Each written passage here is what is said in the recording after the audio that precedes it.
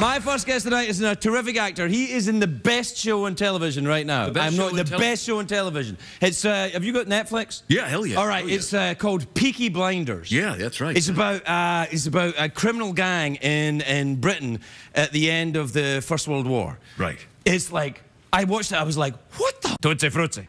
Yeah. This is like a. That's how they speak in Peaky Blinders. The hell, man. I thought I'd try and sneak it in. Yeah, it didn't work. Anyway, Peaky Blinders seasons 1 and 2 are on Netflix. Take a look at this. That is a great show. Yeah. Cillian Murphy, everybody. Cillian Murphy.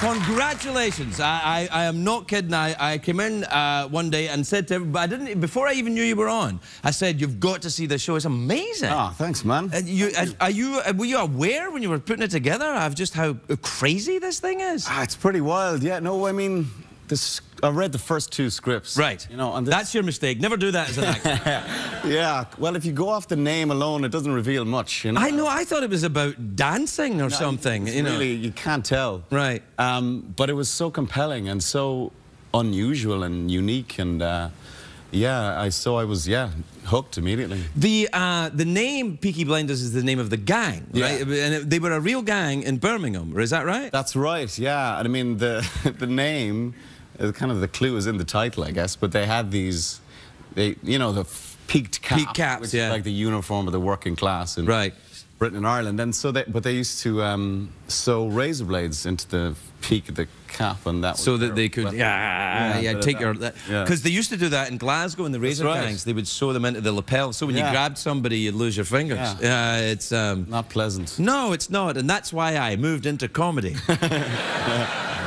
But what's interesting to me is you're Irish, clearly, and you play someone from Birmingham who's interacting with a lot of Irish people. Yes. Do you ever sit with an actor and think, that's not very good, that accent you're doing? Well, the thing about this was that everybody was doing different accents. Right. Like, I was doing Birmingham. The Irish characters were like, you know, the Annabelle Wallace who plays Irish, she's raised in Portugal. Sam Neill, he's a Kiwi, he's playing Belfast. Sam Neill's accent is great in this, isn't it? Yeah, he sounds a bit like Ian Paisley. Yeah, is that what he did? Is that the accent he was looking at? I think he was going for a bit of that. Right. Yeah, fire and brimstone. It's really weird. It's such an odd show. It's like The Wire made by Kurosawa in Britain at the turn of the century. It's nuts. It's a great description. Well, it kind of is. It's just bananas. Yeah. And what I'm fascinated by as well is that it's a working class story. That's the thing.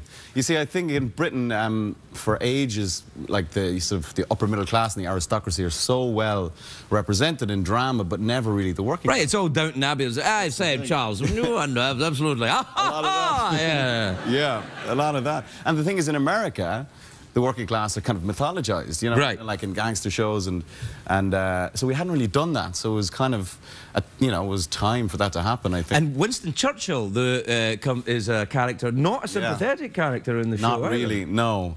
No, he did some bad stuff as well as some great stuff. Right, yeah. I mean, it was the thing about Churchill is people forget, because they used to say in Britain, I don't know if he's the right man, but he was the right man for the job then. Exactly. Which they also used to say about Stalin. You know, it's like... It's like to stop Hitler, you needed a kind of neutron bomb like that. But it was, it's an astonishing, because my grandfather hated Winston Churchill. Right. And you never got that because he put machine guns out in George Square in Glasgow when they thought there was going to be a revolution before the First World War, and then during and after. Yeah, he wasn't a very popular man in Ireland back then. Oh no, I suppose not. But I think in like my character, what my character sees in him in the show is that he did go to the trenches, and he did. He was. That's true. You know, he was the real deal. Yeah. So you got to hand that to him. But yeah, it's fascinating to have somebody like that as a main or a featured character in a show like like that. You know, a major historical figure. Now, the character that you play is was he a real guy? Did he really exist? There was a Shelby family. Yeah. In fact, the writer Steve Knight is from Birmingham, so and he, you know, all these stories were passed down to him through his parents. Through his, I think his mother was like a runner for an illegal bookmaking gang. Good Lord. So he had them as a child, and these memories, and he wanted to tell this story. And so this family did exist, and he always used to remember them as being incredibly dapper, despite not having much money, and you know, and very fierce. And then he just, I suppose, expanded that and created... and goes into his own roman à clef, if you like. What about the horse riding? You do some... Is that you riding that horse? That is...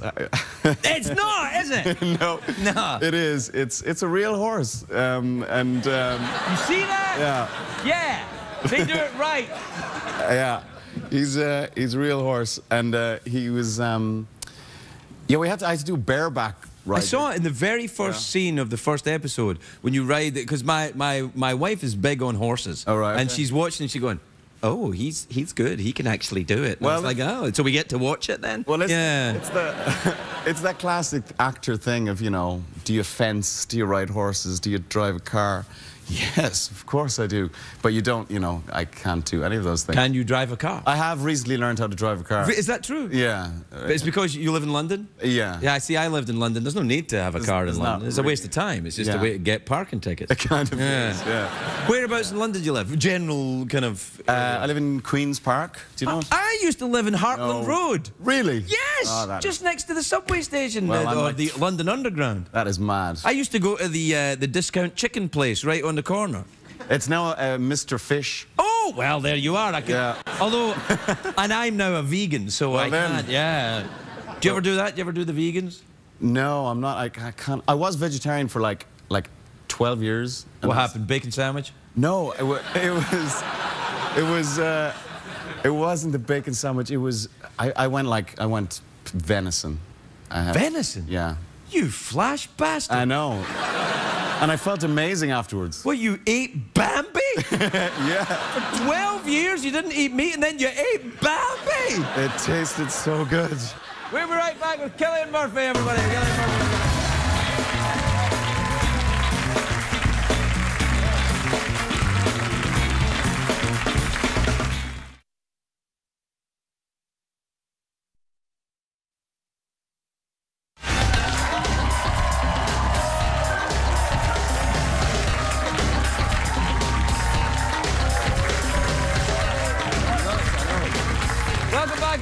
I'm here with Cillian Murphy, and we were talking about the Peaky Blinders, which is the best show on television, with the exception of all the great shows on CBS.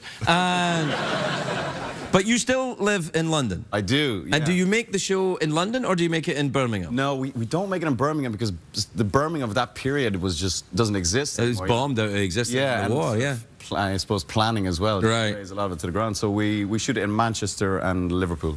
Right. Because the accent, the Birmingham accent, is actually very hard. Yeah. It's one of those ones that people, if they get it slightly wrong, they go into Pakistani. Yeah. Or South African. Or South African is like, hello, I'm from Birmingham. How are you doing? Yeah, it's a tricky one. It's a tricky one. It is. And it's to sort of make it sound cool as well. Or not cool, but, you know, if you're a gangster, it's important to have some element of... Yes, not that we're for a moment suggesting that a life of crime is cool. No. Although we don't make movies about people who just live normal, happy lives. This is it. Do you ever read a script and go, nah, this guy's too much of a bastard, I can't do it? Yes, yeah. I mean, I think... And it's great fun playing like a down-the-line bad guy, but what's much more interesting is someone that's like a mixture of... Moral ambiguity. Oh, there you go. Yeah, and it seems to be that, like, that seems to be the way telly is moving. It's all about, like, you know, the sort of the anti-hero and... Well, I think television now is because most people that used to go and see thoughtful movies don't go and see thoughtful movies. Yeah. They stay home and they watch thoughtful movies on television. Yeah. So it's kind of an interesting thing. So movies now are like, you know, shoot 'em up, rock and sock 'em, you know, or kids movies, which is fine. Yeah. You ever done one of them? Which one? Well, the 28 Days Later thing. Oh, yeah. That was good fun. A lot of zombie action in that. A lot of zombies in that. You took your complete clothes off. You went full Kardashian in that movie. Yeah, I did do that. Yes, thanks. Now everyone will be like Googling that right now. Find it on the internet. You don't necessarily have to use Google. You can use whatever search engine is legal on CBS. So, do you have a pet? I have a cat, yes. Oh, really? A cat, you said? Yes, I do. Get a cat. He's a ginger cat. You have no idea what kind of cat he is, do you? So you have a cat, and you live in London, and you have children? I do. How many? I have 2 boys. Well, that's enough. Yeah, it is. I have 2 boys, too. Do you? How old? 13 and 3. Oh, wow. This is... Yeah, Scottish people ejaculate once every 10 years. It's like, you know these big orchids in the jungle that once every 10 years just like that? And whoever's around gets pregnant. And that's... I thought it was the same with the Irish. It can be, I think. Yeah, I got lucky, I guess. Yeah. What age are your kids? They're 9 and 7, so... So you got right back to work. Yeah. Yeah, it took 2 years, but I did it. So, yeah, no, good for you. And that's it, no more. So your boys go to school there. Are they going to be actors, you think? I don't know. I don't know. Would you like them to be actors? I don't think you can really stop it, can you? No, you can't. Is the thing. I mean, yeah, as long as they're not goths, I don't mind. Not what? Goths. Goths? As in G-O-T-H-S. Oh, goths? Yeah. Yeah. We don't do THs very well in Ireland. No. No. Yeah. And I've been here so long that I didn't understand a word of what you said. Yeah. What part of Ireland are you from? Cork. Ah, that's down the bottom. Yeah, down I know south. where it is. Yeah. Yeah. My family are from Donegal. Oh, really? Yeah. Beautiful there. Yeah, no, I think so, yeah. I've never been to Cork, except the airport. Haven't you? Yeah. It's second county in Ireland. It's very beautiful. There you are. Yeah, it's kind of like Birmingham, you know, the second city syndrome, but it's beautiful. Did you do theatre in that very swanky theatre in Dublin? What's it called? The which one? There's that very famous theatre in Dublin. The Gaiety? Yeah, why not? The Abbey? The Abbey is what I'm thinking. The Abbey, the National Theatre. Yeah. No, I've never worked in the Abbey, actually. But you do a lot of theatre? I do a lot of theatre, yeah, but I have never worked in the Abbey. Do you do the Shakespeare? I have never done Shakespeare. See, it's about time, son. Do you think? It's about time. It's a high diddly-dee Hamlet. I don't know. I kind of a bit of a... I never trained, so I might be a little, like, anxious about the whole Shakespeare thing. Well, I think that sometimes, though, if you look at Shakespeare... I mean, I was just thinking about the show you've done. Yeah. Right? And if you look at that Peaky Blinders show, and season 3 has just been announced, right? That's right. Right, so congratulations on that. That's great. But the Thank you. You know, I was kind of like... You guys are like, oh, all right. We haven't seen it yet, so we don't know if we're happy about it.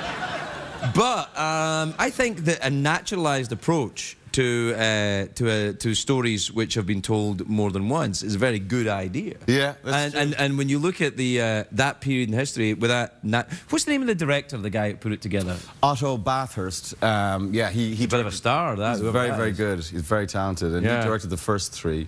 And then Tom Harper directed the second 3. And then Colin just McCarthy. The same 2 guys over and over again? No, Colin McCarthy did the second season, second block. All right, I haven't seen the second season yet. Yeah, it's good. It gets... The hustle and grind, I carve my path. Each step forward, in aftermath. Dreams pulsate within, fueling my fire. With determination ablaze, I never tire. Day by day, I chase the gleam. In the labyrinth of life, I craft my scheme. I'll nurture my aspirations, let them thrive. In the symphony of ambition, I'll strive.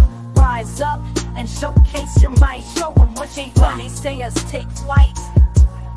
We'll scale the peaks, reach the zenith's height. Together we'll ascend, never falter, never slight.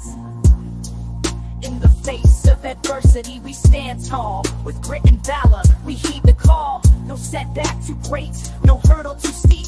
We're the architects of our destiny, the dreamers who leap. So let's rise, let's soar, let's defy the limits imposed, reach for the sky. With unity as our strength and courage as our guide, we'll conquer the horizon, side by side. Gets darker, it gets kind of wild. Gets darker? Yeah, man. yeah, it gets kind of, yeah, if that's... Wow, that's kind of like the Coen brothers get a little weird later on.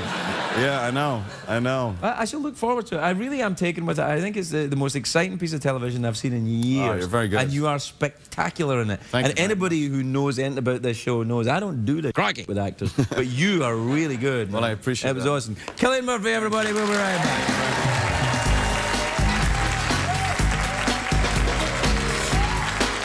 There's some harmonica. Sweet. And you can drum. I'll drum. Well, ooh, I like drumming. Here, do you like that? We both have drums. Given the thing. Do you like? Can you do this? You know, Mike Longo taught Benny Wallace this thing from Dizzy Gillespie. Here it is. Wait. Listen to it. It's. Well, what are you doing? Wait a minute. I'm D. It goes like this. Now, listen. Now, watch.